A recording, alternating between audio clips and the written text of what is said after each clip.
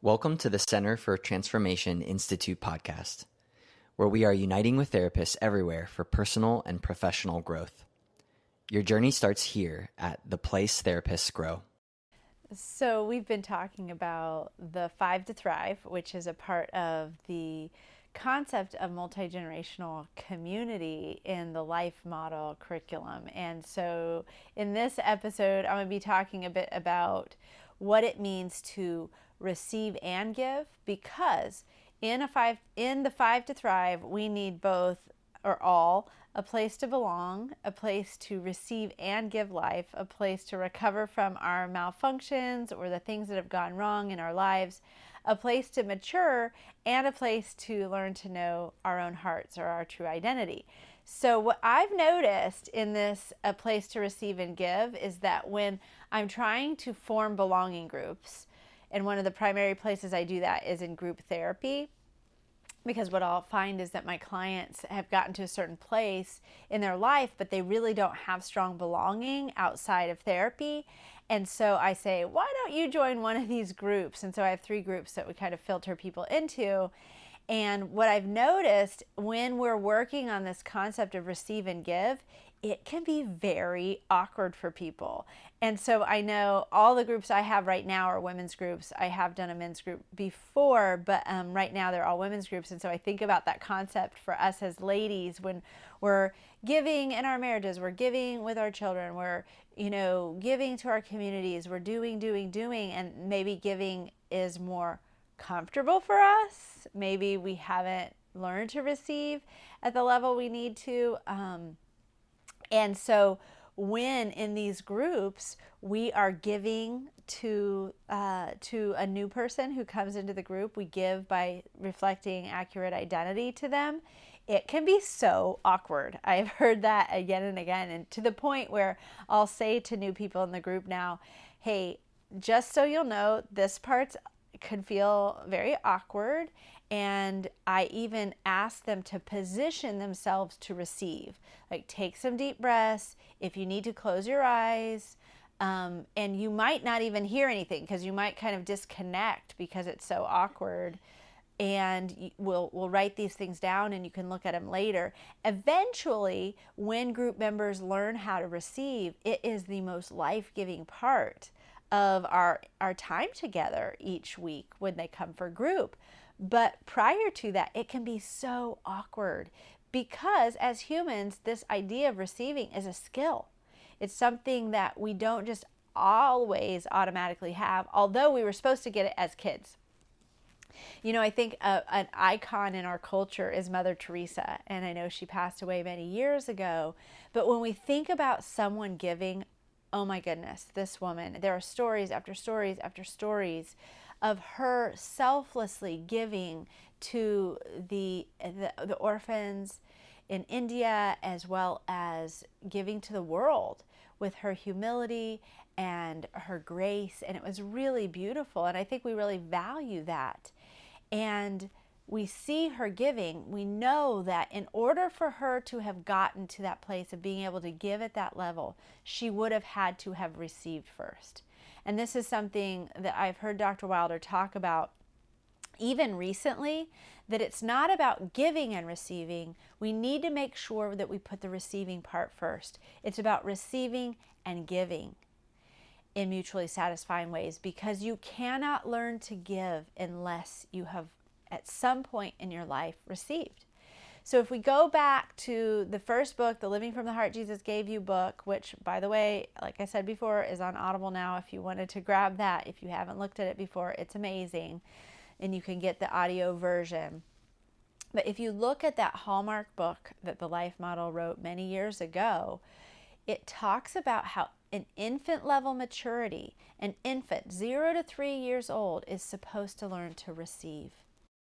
And the caregiver, either mom or dad or an allo parent, as Dan Siegel calls it, has to come in and give to that child without the child even asking.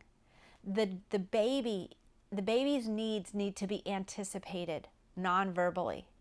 And that's what we do for our babies, right? We have a baby, they're in the crib, they're crying. Oh, what do they need? Are they hungry? Are they wet? What do they need? Do they need snuggle time? Do they need to smell the mother? Do they need to be held by the father's strong arms? What does the baby need? And so we are the givers as parents, and the infant is the receiver. If that infant doesn't get that receiving, if they don't learn to receive, if they don't look at their belonging group, remember 5 to Thrive part 1 is a place to belong. If in their belonging group they're not getting care that matches their needs, then that whole receiving thing won't be happening for them. And what happens to an adult who never learned to receive is that they become avoidant in their attachment. They learn, hey, I'm never going to get this need met, so I'm just going to shut off. And what is said in that developmental chart in Living from the Heart Jesus Gave You is that when an adult wasn't given what they needed without them asking as an infant, they will become withdrawn, disengaged, self-stimulating, and unresponsive. And what does that sound like? That sounds like addiction. That sounds like a codependent relationship where someone is avoidant, disengaged. They will not connect because they never got those needs met. You'll oftentimes hear people saying in marriage, well, you should have known what I wanted.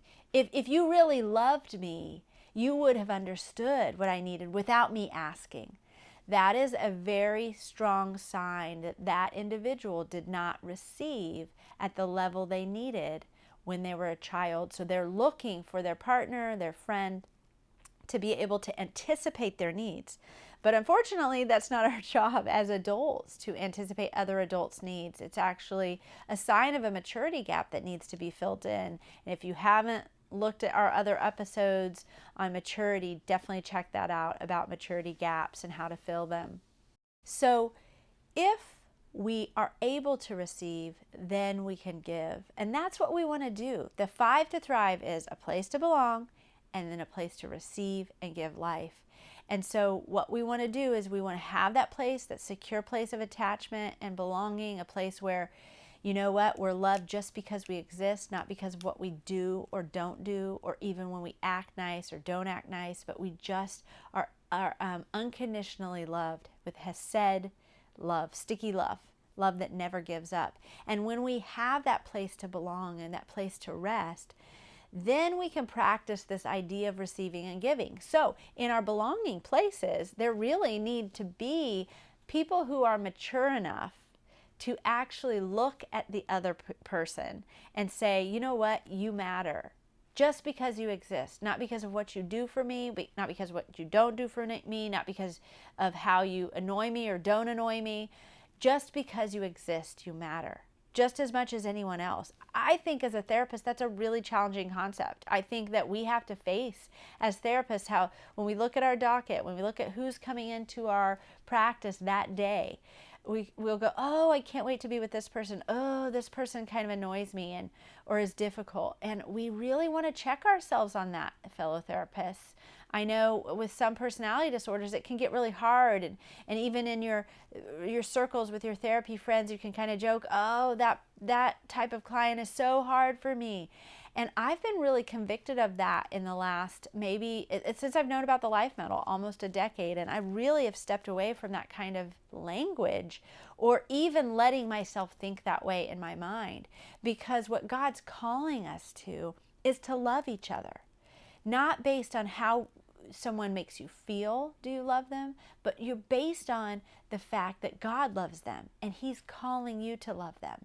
That's a real challenge because a lot of times we love people based on how they make us feel, not based on the fact that they exist. And that's why we want to kind of live in God's mentality, in His Emmanuel sight, in God's sight for the world.